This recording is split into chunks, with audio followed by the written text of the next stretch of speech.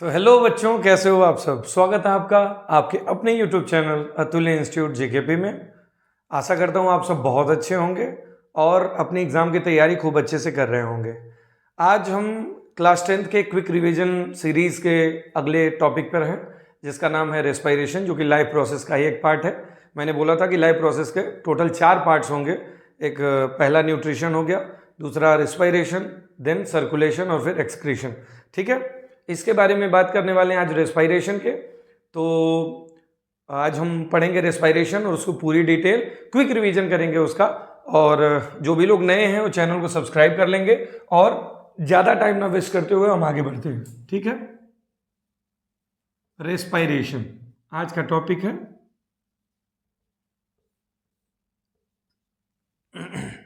चलिए फिर, गले में थोड़ी खराश है तो इस वजह से थोड़ी सी दिक्कत हो सकती है। कोशिश करूंगा कि आवाज में कोई परेशानी ना आए।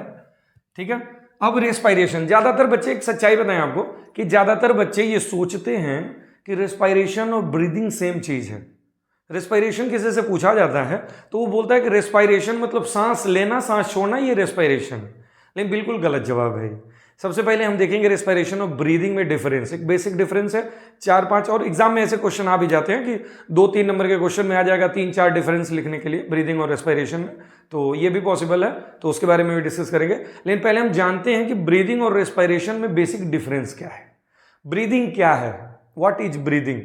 ब्रीदिंग, हमने सांस लिया, हमने अपने एटमॉस्फेयर से जो है वो एयर को इनटेक किया, जिसमें से ऑक्सीजन हमारी बॉडी ने ले लिया। उसके बाद बॉडी में जो कार्बन डाइऑक्साइड एक्सेस मात्रा में था उसे बाहर निकाल दिया। इस प्रोसेस को कहते हैं ब्रीदिंग। ये रेस्पिरेशन नहीं है, ये ब्रीदिंग है। ठीक है, intake of air from the atmosphere या intake of oxygen from the atmosphere and release of carbon dioxide from the body is called breathing, not respiration. ठीक है, ये ब्रीदिंग है। अब फिर रेस्पिरेशन क्या होता है। रेस्पिरेशन में जो है ब्रीदिंग इन्वॉल्व हो जाती है। ब्रीदिंग जो है ना वो रेस्पिरेशन के अंडर में ही आ जाती है। रेस्पिरेशन जो है, जैसे आप समझो कि ब्रीदिंग आपके इस नॉस्ट्रिल से स्टार्ट होती है और लंग्स में जाके खत्म हो जाती है, फिर लंग्स से वापस एयर आ जाती है। यानी इसका टोटल पाथ जो है ना नॉस्ट्रिल से लेके लंग्स तक है।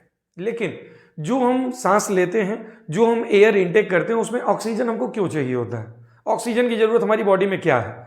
ऑक्सीजन ब्लड के थ्रू पूरी बॉडी की सेल्स में जाता है और जो मतलब पिछले टॉपिक में जो न्यूट्रिशन में हमने देखा था, जो न्यूट्रिएंट्स मिलते हैं, न्यूट्रिएंट्स का फाइनल प्रोडक्ट होता है ग्लूकोज।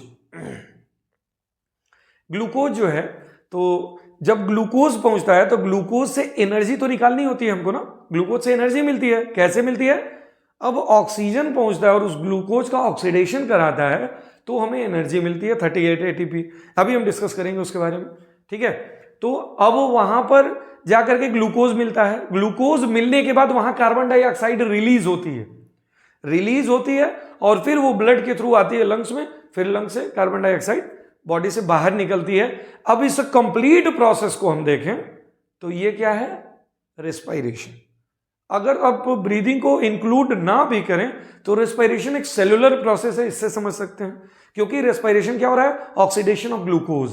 जब ऑक्सीडेशन ऑफ ग्लूकोज हो रहा है तो वो कहां हो रहा है, सेल के अंदर हो रहा है, तो एक सेलुलर प्रोसेस हो गई। जबकि ब्रीदिंग में ऐसा कुछ नहीं है, सेल तो इन्वॉल्व हुई ही नहीं, लंग्स तक एयर गई, फिर लंग्स से बाहर आ गई। ठीक है, तो अभी उसके बारे में देखते हैं। तो सबसे पहले हम देखते हैं difference between breathing and respiration. Difference between breathing and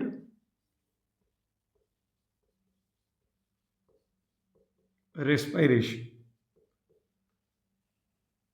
अब ब्रीदिंग और रेस्पिरेशन का डिफरेंस ऐसे देख लेते हैं कि एक हेडिंग ले लेते हैं ब्रीदिंग का, देन रेस्पिरेशन, कंपेयर करते हुए चलते हैं ताकि समझना आसान हो जाए। ठीक है, सबसे पहला चीज देखते हैं। ब्रीदिंग एक फिजिकल प्रोसेस है। ब्रीदिंग सांस लेना और सांस निकालना, ये क्या है, physical process. Breathing is a physical process. जबकि रेस्पिरेशन में क्या होता है, एनर्जी रिलीज होती है, ग्लूकोज का ब्रेकडाउन होता है, ऑक्सीडेशन ऑफ ग्लूकोज होता है। तो ये क्या है? Bio chemical process.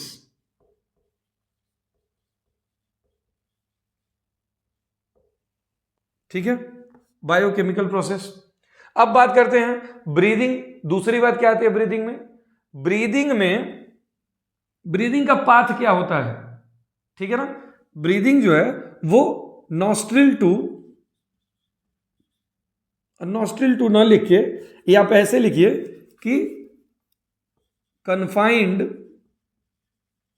To respiratory system.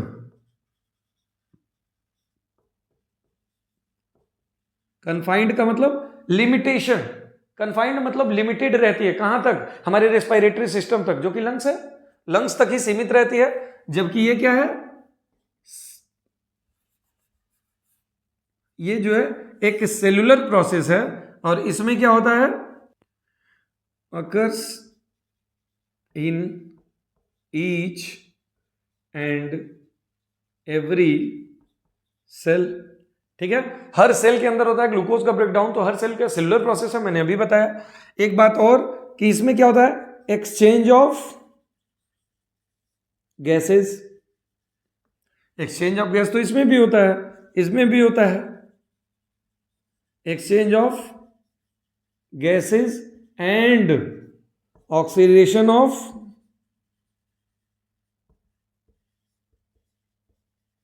Glucose. ठीक है, चलिए इसके बारे में बात हो गई। अभी एक बात और, ये क्या है? एक एक्स्ट्रा सेलुलर प्रोसेस है।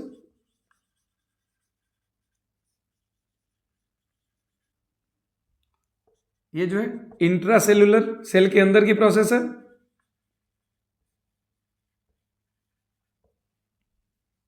चार पॉइंट्स हो गए।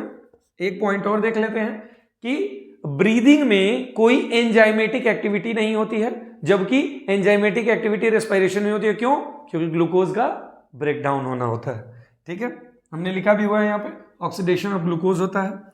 यहां पे नो एंजाइमेटिक एक्टिविटी,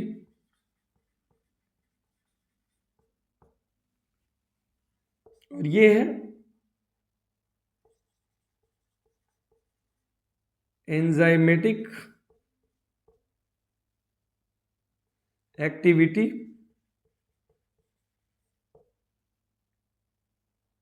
अकर्स। ठीक है, और एक जो सबसे इंपॉर्टेंट बात बच गई वो ये है कि इसमें एनर्जी रिलीज नहीं होती है। ब्रीदिंग में कौन सी एनर्जी रिलीज होती है? कहीं से नहीं। जबकि रेस्पिरेशन में क्या होता है? एनर्जी रिलीज होती है, ग्लूकोज का ऑक्सीडेशन होता है, 38 एटीपी मिलती है। ठीक है, तो नो रिलीज ऑफ एनर्जी। ठीक है, तो इसमें क्या है? रिलीज ऑफ, बार एंजाइम क्यों लिख रहा हूं मैं? एनर्जी। ठीक है, अब इसका आप स्क्रीनशॉट ले लीजिए। ठीक है, आप इसका शॉर्ट नोट्स बना लो, और इसको जो है आप यूज करना एग्जाम में। 2 या 3 नंबर में क्वेश्चन ऐसे पूछे जा सकते हैं। वेट, अब हम देखेंगे कि रेस्पिरेशन कितने तरीके से होता है। 3 तरीके से रेस्पिरेशन होता है। इसको थोड़ा एरो को बढ़ाते हैं।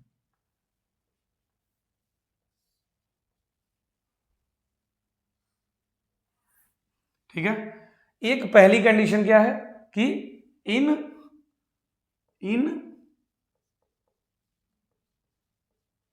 प्रेजेंस ऑफ ऑक्सीजन, ऑक्सीजन की प्रेजेंस में क्या होता है? ऐसे रेस्पिरेशन को एरोबिक रेस्पिरेशन कहते हैं। क्या कहते हैं? Aerobic respiration. अभी हम एरोबिक एनारोबिक का डिफरेंस भी देखेंगे। एरोबिक रेस्पिरेशन, इसमें क्या होता है, देखिए C6H12O6, इसका ब्रेकडाउन होता है in the presence of oxygen, oxygen की प्रेजेंस में इसका ऑक्सीडेशन होता है। ऑक्सीडेशन होने के बाद क्या होता है, ये टूटता है एनर्जी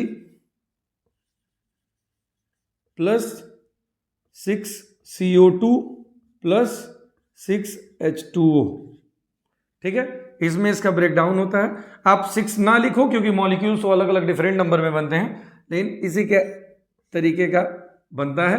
कार्बन डाइऑक्साइड और वाटर रिलीज होता है, साथ में एनर्जी कितनी, 38 ATP। अब ये ATP क्या है, ATP इज इसका फुल फॉर्म क्या है, adenosine try phosphate, adenosine triphosphate. इसको एक चीज और कहते हैं, इसको कहते हैं एनर्जी करेंसी, एनर्जी की करेंसी। जैसे हम लोगों को करेंसी की जरूरत होती है ना, जैसे हमें करेंसी की जरूरत होती है ना, कोई भी हम लोग की करेंसी, जैसे रुपया है, यूएसए की करेंसी डॉलर है, ठीक उसी तरह एनर्जी की भी एक करेंसी होती है जिसे कहते हैं ATP, एडिनोसिन ट्राइफॉस्फेट। ठीक है, आगे बढ़ते हैं। 38 ATP रिलीज होता है in the presence of oxygen. दूसरी कंडीशन होती है in lack of oxygen, lack of oxygen. देखिए 3 कंडीशन होती है, एक है प्रेजेंस ऑफ ऑक्सीजन, दूसरी है लैक ऑफ ऑक्सीजन, एक है एब्सेंस ऑफ ऑक्सीजन, तीसरी क्या है, एब्सेंस ऑफ ऑक्सीजन।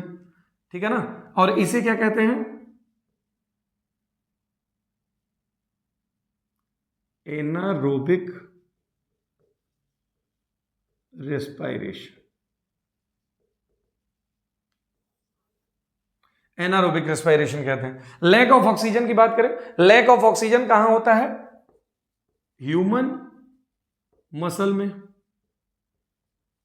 अब ह्यूमन मसल में कब होता है, जब हम कोई एक्सेसिव एक्सरसाइज करते हैं। तो आपको पता होगा कि जैसे हमारे बॉडी में जो ग्लाइकोजन स्टोर होता है या जो कार्बोहाइड्रेट स्टोर्ड फॉर्म में रहता है, सबसे पहले उसका यूज होता है, उस ग्लूकोज का ब्रेकडाउन होता है। ब्रेकडाउन होने के बाद जब हमको और ज्यादा एनर्जी की जरूरत होती है तो हमको ढेर सारा ऑक्सीजन चाहिए होता है, क्योंकि एक ग्लूकोज के ब्रेकडाउन में, जब ऑक्सीजन से एक ग्लूकोज का ब्रेकडाउन होता है, 38 ATP मिलती है। मान लीजिए हमको बहुत ज्यादा अमाउंट में चाहिए, बहुत ज्यादा अमाउंट में कब चाहिए होती है, जब हम एक्सरसाइज कर रहे होते हैं। जब हम एक्सरसाइज करते हैं तो हमको बहुत ज्यादा अमाउंट में एनर्जी चाहिए होती है, जिसके लिए आप नोटिस करेंगे कि जब भी एक्सेसिव एक्सरसाइज किया जाता है या बहुत तेज रनिंग कोई कर रहा है या कोई खेल रहा है, कूद रहा है, क्रिकेट खेल रहा है, बास्केटबॉल खेल रहा है, फुटबॉल खेल रहा है, कुछ भी खेल रहा हो, जब कोई एक्सेसिव वर्क करेगा, वो बॉडी जब एक्सेसिव वर्क करेगी तो एनर्जी ज्यादा चाहिए होगी।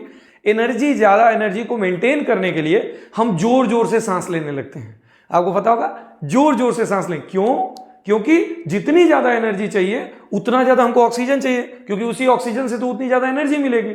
अब जब उतना ज्यादा ऑक्सीजन चाहिए तो उस ऑक्सीजन के लिए हमको जोर जोर से सांस लेनी पड़ेगी ताकि उस ऑक्सीजन की कमी को पूरा किया जा सके।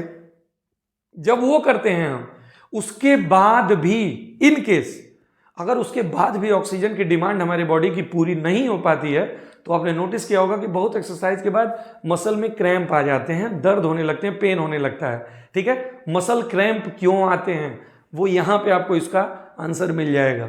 होता क्या है कि लैक ऑफ ऑक्सीजन यानी ऑक्सीजन की कमी जब हमारे मसल में होती है, तो ये जो ग्लूकोज है, ठीक है, तो ये जो C6H12O6 है, ये क्या करता है, लैक्टिक एसिड का फॉर्मेशन करता है, साथ में ATP तो बनती ही है, ये रहा, इसका फॉर्मेशन होता है। लेकिन यहां ATP कितनी, 2 ATP, 2 ATP बनती है। आप ध्यान से देखो तो यहां 38 ATP बन रही थी, यानी ऑक्सीजन की कमी जब भी होती है तो बहुत कम एनर्जी मिलती है, बहुत कम ATP मिलती है। ठीक है, अब कम ATP मिलेगी लेकिन एनर्जी तो हमको ज्यादा चाहिए, तो ढेर सारे ATP, मतलब ATP को जनरेट करने के लिए ढेर सारा लैक्टिक एसिड भी जनरेट होगा, ऑब्वियस सी बात है। तो जब ढेर सारा लैक्टिक एसिड जनरेट हो रहा है तो इसका एक्यूमुलेशन जो है, एक्यूमुलेशन ऑफ लैक्टिक एसिड क्या कॉज करता है, muscle cramp. Accumulation of lactic acid क्या कॉज करता है? मसल क्रैम्प कॉज करता है, ठीक है ना, तो इस वजह से मसल में पेन होती है, ठीक। ये दो कंडीशन हो गई। तीसरा है एनारोबिक रेस्पिरेशन, जो कि ईस्ट में होता है। किस में होता है? ईस्ट में। अब ईस्ट में होके क्या काम करता है? फर्मेंटेशन। फर्मेंटेशन क्या होती है? फर्मेंटेशन एक ऐसी प्रोसेस है जिसमें एल्कोहल का प्रोडक्शन किया जाता है, ठीक है। तो ईस्ट में जो है वो फर्मेंटेशन होता है। अभी हम देखेंगे कि एब्सेंस ऑफ ऑक्सीजन में जब हम C6H12O6 बनाते हैं तो यहां क्या बनती है? एल्कोहल प्लस यहां भी एनर्जी निकलती है, लेकिन यहां भी सिर्फ और सिर्फ 2 ATP एनर्जी ही निकलती है, साथ में कार्बन डाइऑक्साइड गैस। अब alcohol energy, carbon dioxide gas, alcohol energy और कार्बन डाइऑक्साइड गैस निकलती है। एनर्जी यहां भी 2 ATP ही निकलती है, तो यहां भी बहुत कम एनर्जी निकलती है। यहां फर्मेंटेशन होता है। अब ये एल्कोहल को एथेनॉल भी कहते हैं, आप लोग जानते होंगे, आपके तो केमिस्ट्री में है अभी, ठीक है ना, एथेनॉल C2H5OH, ठीक। चलिए आगे बढ़ते हैं। तो ये पूरी प्रोसेस होती है। 3 तरीके का रेस्पिरेशन होता है, एक in the presence of oxygen, एक in the lack of oxygen, एक in the absence of oxygen. Presence of oxygen को एरोबिक रेस्पिरेशन कहते हैं, एनारोबिक रेस्पिरेशन किसे कहते हैं? एब्सेंस ऑफ ऑक्सीजन को। इसका डिफरेंस हम बता देते हैं, पहले आप इसका स्क्रीनशॉट ले लो और इसको अच्छे से नोट आउट कर लो, ठीक है। चलो आगे बढ़ते हैं। अब डिफरेंस देखते हैं, एरोबिक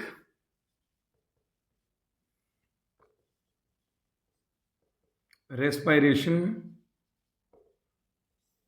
और दूसरा है एनारोबिक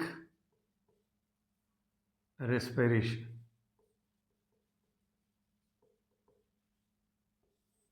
ठीक है। एरोबिक रेस्पिरेशन क्या होता है? In the presence of oxygen. Anaerobic respiration absence of oxygen. दूसरी चीज ये कहाँ होता है? माइटोकॉन्ड्रिया में। आपको पता है माइटोकॉन्ड्रिया को क्या कहते हैं?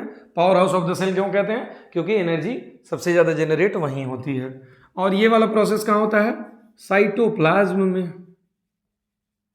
ठीक है, साइटोप्लाज्म में होती है। तीसरी बात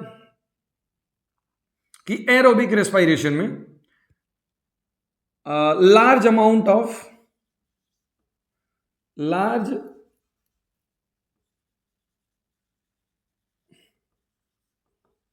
of एनर्जी रिलीज होती है, इसमें less amount of energy.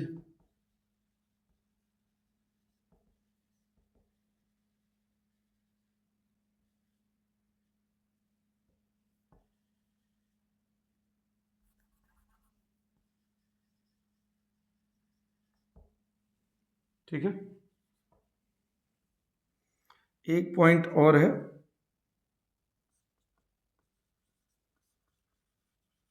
End product जो होता है इसमें क्या होता है? CO2 प्लस वाटर, ठीक है। और इसमें क्या होता है? End product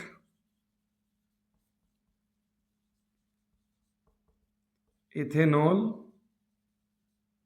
and lactic acid. आप इसे स्क्रीनशॉट ले लो, स्क्रीनशॉट लेके इसको नोट आउट कर लो, फिर हम लोग अगले टॉपिक पे चलते हैं, ठीक है। चलो बात करते हैं ह्यूमन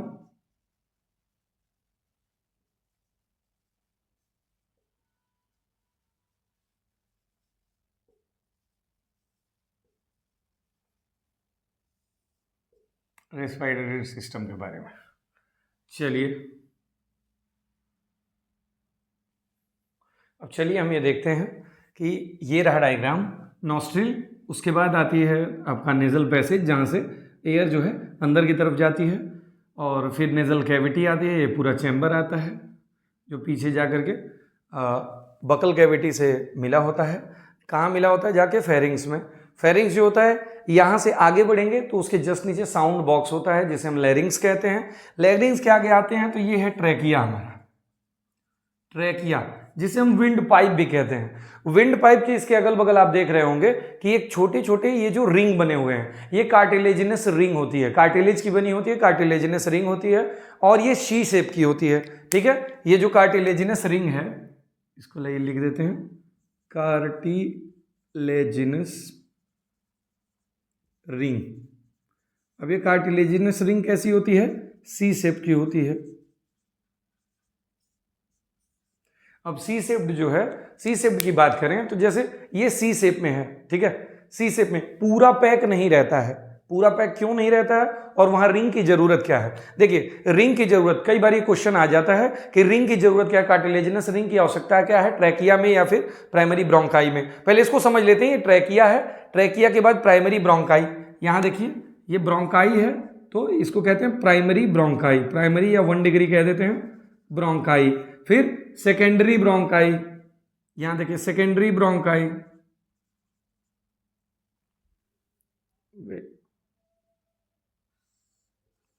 सेकेंडरी ब्रोंकाई। फिर उसके बाद इसमें से भी छोटे छोटे निकले होते हैं टर्शियरी ब्रोंकाई।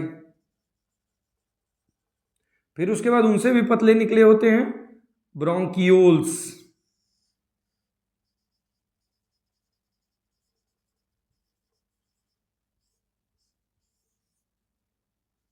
अब इस ब्रोंक्यूल्स में एक पाउच, एक क्लस्टर लाइक स्ट्रक्चर, पाउच का क्लस्टर, छोटे छोटे पाउच होते हैं, उनका क्लस्टर, क्लस्टर मतलब गुच्छा, पूरा गुच्छा प्रेजेंट होता है, जिसे हम क्या कहते हैं?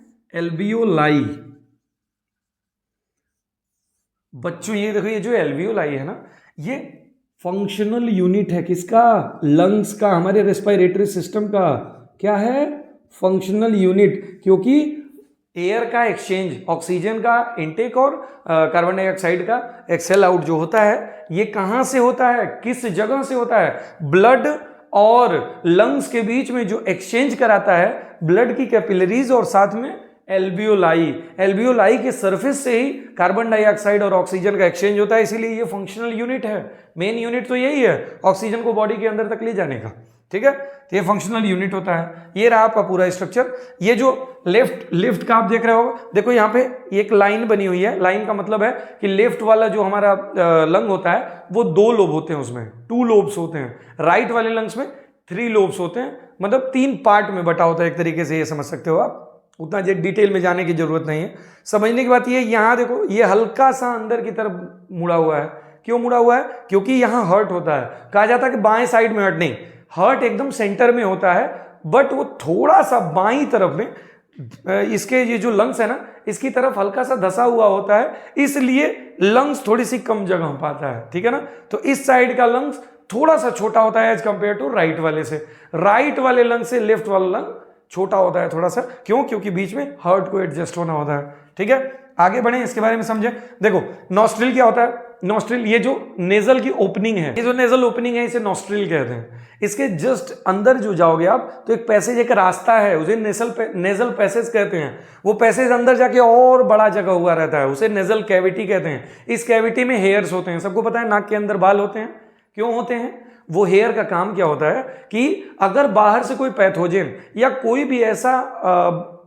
भी ऐसी चीज जो हमारी बॉडी को इन्फेक्ट कर सकती है, वो अगर गई तो उसे रोकने का काम वो सबसे पहले वो हेयर्स करते हैं। हेयर के बाद उसके अलावा वहां का जो सरफेस होता है, वो नेजल कैविटी जो होती है, इसका एक काम और होता है। बाहर से बहुत ठंडी हवा आती है, हमारी बॉडी का टेम्परेचर काफी जो है ज्यादा होता है, बाहर की हवा का टेम्परेचर कम होता है, तो उस टेम्परेचर को बॉडी के टेम्परेचर से मेंटेन करने के लिए, उस हवा को नॉर्मल टेम्परेचर पे बॉडी के टेम्परेचर से मैच कराने का काम कौन करती है? नेजल कैविटी करती है। ठीक है, नेजल कैविटी से आगे बढ़े तो फेरिंग्स। फेरिंग्स एक कॉमन पैसेज होता है बकल कैविटी और नेजल कैविटी दोनों का, यानी नाक से जो सांस जाती है और हम जो फूड च्यू करके जो अंदर लेके जाते हैं, फेरिंग्स में दोनों एक साथ मिलते हैं। फेरिंग्स एक कॉमन पैसेज होता है दोनों साइड का। उसके जस्ट नीचे लैरिंग्स होता है, जहां से हमारी आवाज निकलती है, वहां पे वोकल कॉर्ड प्रेजेंट होता है। ठीक है, लैरिंग्स को साउंड बॉक्स भी कहते हैं। आगे बढ़ते हैं, ट्रैकिया। ट्रैकिया को विंड पाइप कहते हैं। मेन पैसेज होता है जो लंग्स तक हमारी एयर को लेके जाता है। ट्रैकिया के अगल बगल, अभी मैं बात कर रहा था, ट्रैकिया के अगल बगल जो कार्टिलेजिनस रिंग होती हैं, ये कार्टिलेजिनस रिंग का काम क्या होता है? मैं अभी वही बता रहा था कि कार्टिलेजिनस रिंग शी शेप की होती है। काम क्या होता है? पहली चीज प्रेजेंट क्यों होती है? कार्टिलेज होने की वजह से ये जो ट्रैकिया है ना, बहुत बार ऐसा होगा कि हम सांस नहीं ले रहे होंगे, उस टाइम ये हमारी पाइप जो है वो कोलैप्स ना हो जाए, चिपक ना जाए, फिर हम दोबारा सांस कैसे ले पाएंगे, पैक हो जाएगी पाइप। तो इस पाइप को मेंटेन रखने के लिए ये जो है ये लगा होता है, तो कार्टिलेज पूरा कंप्लीटली कोलैप्स होने नहीं देगा, पहला पॉइंट। दूसरी बात, ये सी शेप का ही क्यों होता है, कंप्लीटली क्लोज क्यों नहीं होता है? देखिए अगर आप कंप्लीटली ये क्लोज हो जाएगा तो आप अगर जोर से सांस लो, ज्यादा ऑक्सीजन की जरूरत है, जोर जोर सांस लेने लगो, तो ये ओपन और क्लोज नहीं हो सकता है, यानी फ्लेक्सिबिलिटी नहीं उतनी रह जाएगी अगर ये कंप्लीटली क्लोज हो गया तो। अगर ये सी शेप में है तो थोड़ा बहुत ये खुल जाता है, फिर थोड़ा बहुत क्लोज हो जाता है, खुल जाता है, क्लोज हो जाता है, खुल जाता है, क्लोज हो जाता है, ठीक है। तो उससे क्या होता है, अमाउंट ऑफ एयर जो हम लेते हैं ना, वो ज्यादा और कम फ्लक्चुएट कर सकते हैं, वो जरूरत के अनुसार बॉडी वो मैनेज कर सकती है, ठीक है। Primary bronchi, secondary bronchi, tertiary bronchi, फिर ब्रोंकियोल, जो सबसे पतली लेयर होती है ब्रोंकाई की उसे ब्रोंकियोल्स कह देते हैं, और वहीं पे ढेर सारे एकदम पाउच लाइक स्ट्रक्चर गुच्छे में प्रेजेंट होते हैं, उन्हें एल्वियोलाई कहते हैं, फंक्शनल यूनिट होता है लंग्स का, ठीक है। ये पूरा हो गया इसका। आप चाहो तो ये लिख लो, पहले एयर कहां आती है, nostril, then nasal passage, then nasal cavity, then उसके बाद pharynx, then larynx, then larynx के बाद कहां, ट्रैकिया, ट्रैकिया के बाद primary bronchi, secondary, tertiary bronchioles, and then alveoli. Alveoli क्या है, जहां से उनका एक्सचेंज होता है। ये पूरा है आपका पूरा पैसेज है ह्यूमन रेस्पिरेटरी सिस्टम का। आप इसे देख लो, इसका स्क्रीनशॉट ले लो, नोट कर लो, फिर मैं इसको मिटाऊं, अगले टॉपिक पे चलें। फिर अगला हम क्या टॉपिक देखने वाले हैं, मैकेनिज्म ऑफ ब्रीदिंग को देखेंगे। Mechanism of breathing, mechanism of breathing को देखें तो मैकेनिज्म क्या होता है, कैसे, एक होता है inhalation and second one is exhalation. अब इनहेलेशन मतलब सांस का अंदर लेना, सांस लेना, और एक्सहेलेशन मतलब एयर को बाहर निकालना बॉडी से, ठीक है। इनहेलेशन में क्या होता है, देखिए जब हम इनहेलेशन तो एयर का क्या करते हैं, इनटेक करते हैं inside the lungs,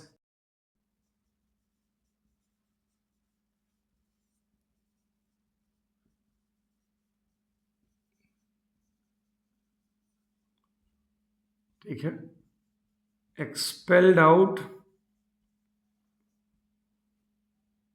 the air from lungs, ठीक है, एक्सहेलेशन हो गया।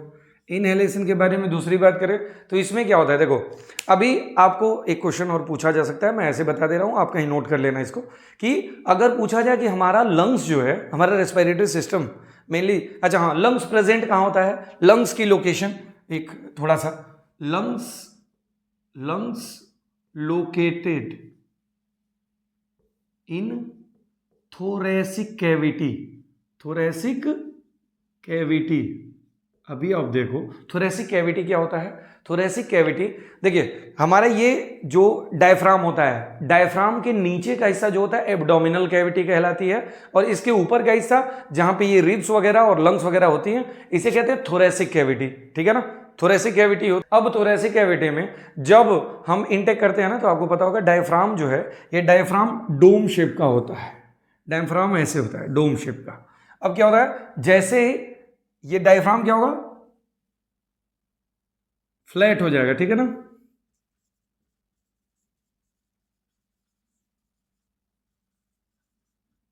गेट फ्लैट, ठीक है, डायफ्राम फ्लैट हो जाएगा, ठीक है। एक्सहेलेशन में क्या होगा,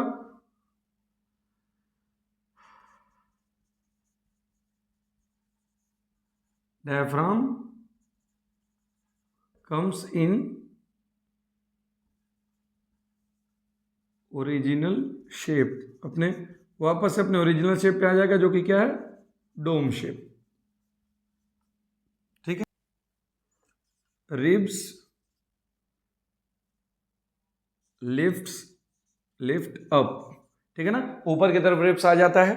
और जब एक्सेलेशन होता है तो क्या होता है, रिब्स गेट्स डाउनवर्ड। ठीक है, अब अगला पॉइंट क्या, जैसे ही इतनी चीजें होती हैं वैसे हमारे लंग्स क्या होता है, लंग्स में जो स्पेस होता है वो ज्यादा हो जाता है, बढ़ जाता है, लंग्स एक्सपेंड हो जाती है। लंग्स हाँ, तो लंग्स में जो जगह होती है, जो वॉल्यूम होती है, volume of lungs increased, air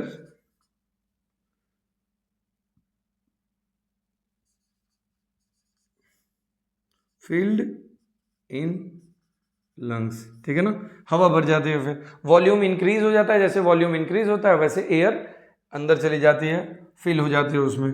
ठीक है, और यहां क्या होता है, volume of lungs decrease, air expelled out. ठीक है, तो ये होता है पूरी प्रोसेस। सबसे पहले इनटेक, लंग्स के इनसाइड में हवा जाती है, और लंग्स में जो रिब है, रिब जो है ऊपर की तरफ लिफ्ट होता है, डायफ्राम डोम शेप से फ्लैट हो जाता है, और फ्लैट होने के बाद एयर जो है पूरी भर जाती है, वॉल्यूम इंक्रीज हो जाता है अंदर का, तो एयर पूरी भर जाती है। ठीक है, एक्सेलेशन की बात करें तो एक्सेलेशन में एयर एक्सपेल आउट होती है। कैसे एक्सपेल आउट होती है, डायफ्राम जो है अपने ओरिजिनल शेप में चला जाता है, यानी कि फिर से डोम शेप में आ जाता है, और रिब्स जो है डाउनवर्ड जाती है, तो उसकी वजह से लंग्स का जो एरिया है, वॉल्यूम जो है, सॉरी एरिया नहीं, लंग्स का जो वॉल्यूम है वो डिक्रीज होता है, और जब डिक्रीज होता है तो क्या होता है, एयर एक्सपेल आउट हो जाती है, बाहर निकल आती है। चलिए आगे बढ़ते हैं। अब देखिए, एक नाम आता है रेस्पायरेटरी पिगमेंट।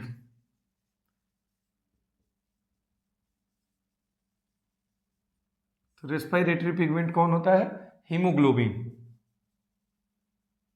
हीमोग्लोबिन को रेस्पायरेटरी पिगमेंट कहते हैं, एचबी लिखते हैं इसको, शॉर्ट फॉर्म में एचबी लिखते हैं। ठीक है, haemoglobin, H capital and B small.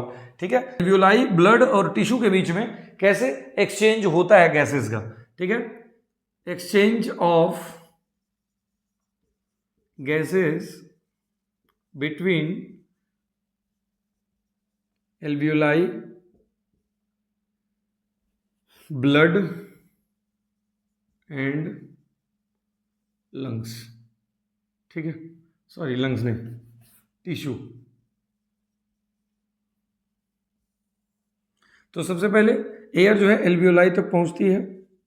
Alveoli कितनी पतली होती है, एल्वियोलाई होती है one cell thick. One cell thick का मतलब एक सेल की इतनी पतली, एक सेल जितनी पतली हो सकती है उतना। क्यों, ऐसी कोई भी जगह, चाहे वो नेफ्रॉन हो, चाहे वो एल्वियोलाई हो, चाहे वो कैपिलरीज हो, जहां पर एक्सचेंज होना है, मटेरियल का एक्सचेंज जहां होना होगा, वहां पर क्या होगा, वन सेल थिक। उनकी थिकनेस क्या होगी, वन सेल थिक, एकदम से पतली।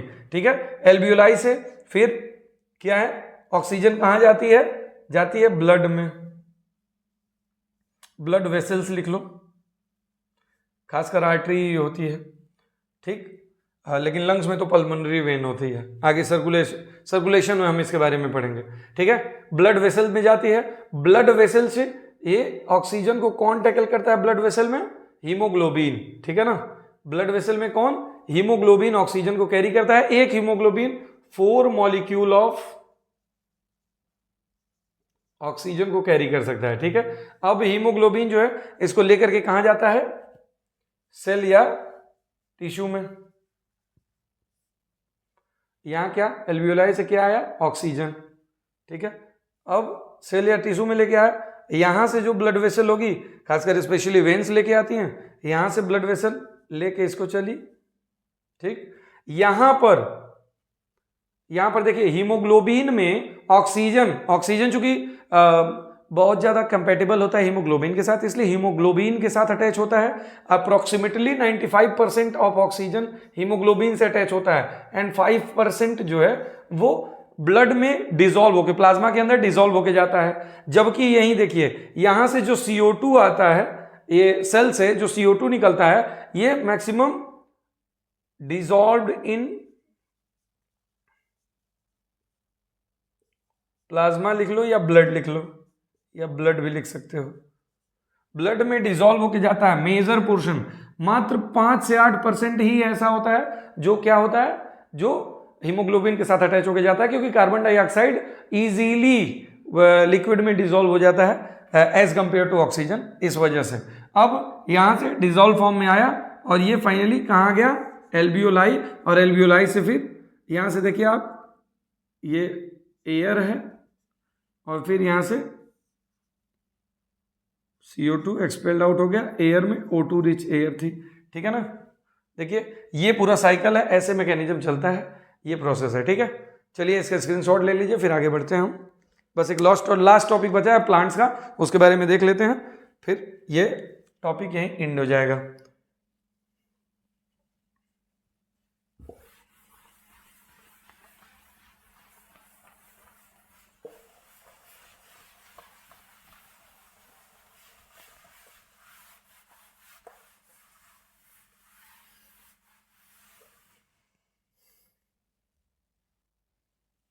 ठीक है, चलिए देखते हैं। अच्छा, रेस्पिरेशन करने वाले एनिमल्स में 2 तरीके के होते हैं, एक टेरेस्ट्रियल एनिमल और दूसरा एक्वेटिक एनिमल। एक्वेटिक एनिमल वो एनिमल होते हैं जो पानी में रहते हैं, और टेरेस्ट्रियल एनिमल वो होते हैं जो जमीन पे रहते हैं। तो जो जमीन पे रहते हैं वो हमारे एनवायरनमेंट में, हमारे एटमॉस्फेयर में जो ऑक्सीजन है वो डायरेक्टली इनटेक कर लेते हैं, और जो पानी में रहते हैं वो डिजॉल्व्ड ऑक्सीजन को जो है पानी से लेते हैं, ठीक है। तो टेरेस्ट्रियल एनिमल जो होते हैं, टेरेस्ट्रियल एनिमल और एक्वेटिक, इसके बाद एनिमल वाला पार्ट खत्म।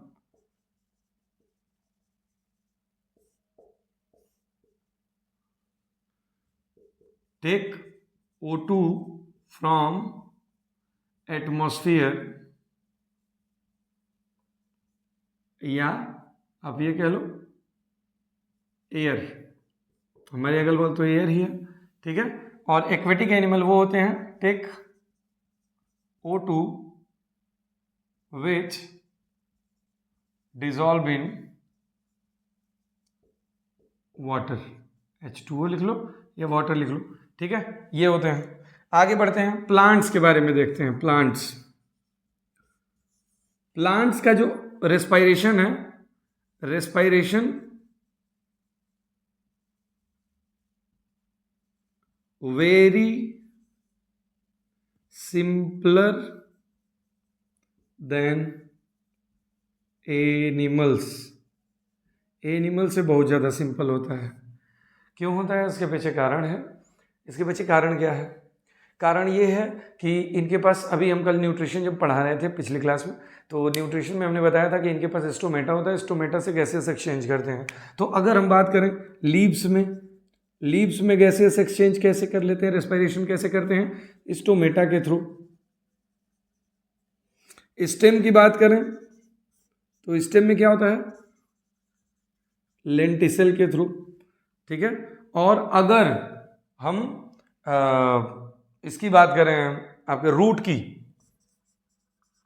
तो रूट में प्लांट्स गैसियस एक्सचेंज कैसे करते हैं, रेस्पिरेशन कैसे करते हैं? जनरल सरफेस से। स्टोमेटा की पूरी प्रोसेस मैंने न्यूट्रिशन वाले टॉपिक में बताया, वहां से आप देख लेना। ये था, प्लांट बहुत सिंपल होता है, तो ये था आसानी से पूरा respiratory system animal and plant का। जितना डिटेल्स में हो सकता था 1 घंटे के अंदर, वो मैंने करने की कोशिश की है। जो बेस्ट हो सकता है वो मैं ऐसे करता रहूँगा आपके एग्जाम तक। पूरा सिलेबस में कोशिश करूँगा कंप्लीट कराने के, जितना क्विक रिविजन हो सके। ये बस इसी लाइव प्रोसेस वाले में ही ये मैटर है कि 4 पार्ट में हम लोग पढ़ रहे हैं, नहीं तो बाकी को 1 घंटे 1.5 घंटे में पूरा एक ही बार में एक 1 शॉट में पढ़ लेंगे। बाकी जो चैप्टर्स हैं बायो के और केमिस्ट्री के भी, कोशिश यही रहेगी। अच्छा ठीक है, तो अभी हम फिर आज की क्लास को यहीं एंड करेंगे, और जो भी लोग नए हों चैनल को सब्सक्राइब कर दीजिएगा। और आपको अगर वीडियो पसंद आए तो कमेंट करके ज़रूर बताना, लाइक करना, अपने दोस्तों के साथ शेयर करना, ताकि उनको भी एग्ज़ाम टाइम में फ़ायदा मिल सके। आज मेरा फास्ट है, लेकिन वही है कि एनर्जी का लेवल बहुत डाउन हो चुका है मेरा भी। रात को करीब 3 बज रहे हैं, तो कोशिश कर रहा हूँ, पूरा प्रयास है, अपने बच्चों के लिए जो कर सकता हूँ मैक्सिमम वो करूँगा। ठीक है, आप लोग ज़्यादा से ज़्यादा शेयर कर सकते हो अपने दोस्तों के साथ, और जितनी अच्छी पढ़ाई कर सकते हो करो। आपके पास उसके अलावा दूसरा कोई ऑप्शन नहीं है। खूब मेहनत करो, मेरे से जो हो सकता है मैं उतनी मेहनत करूंगा। ठीक है, चैनल को नए हो तो सब्सक्राइब कर लेना, अपने दोस्तों के साथ शेयर करना, कमेंट करके जरूर, अगर अदर कोई टॉपिक पढ़ना हो तो भी कमेंट करके बताना, वीडियो कैसी लगी ये भी कमेंट करके बताना, पसंद आई हो तो लाइक जरूर कर देना। तो thank you so much for watching, मिलते हैं नेक्स्ट वीडियो में।